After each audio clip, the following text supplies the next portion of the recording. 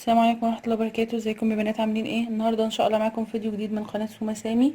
ان شاء الله النهارده الوصفه للشعر، لفرد الشعر وتنعيمه. تمام.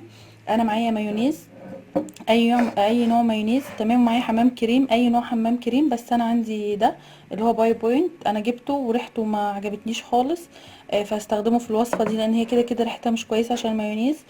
وده زيت جوجوبا من عند العطار. تمام. بتجيبيه فرد. هبدأ احط معلقة زيت.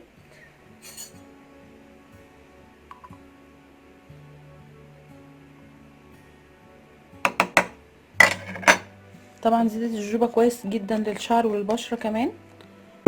تمام. واحط معلقة كبيرة مايونيز.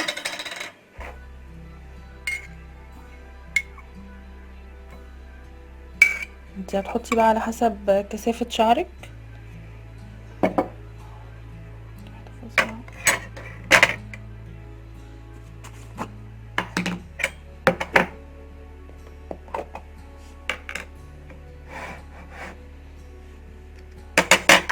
وهحط معلقة كبيرة من حمام الكريم ده.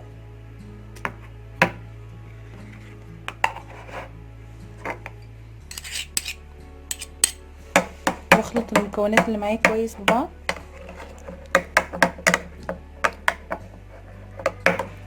انا ممكن استبدل حمام الكريم بزبادي.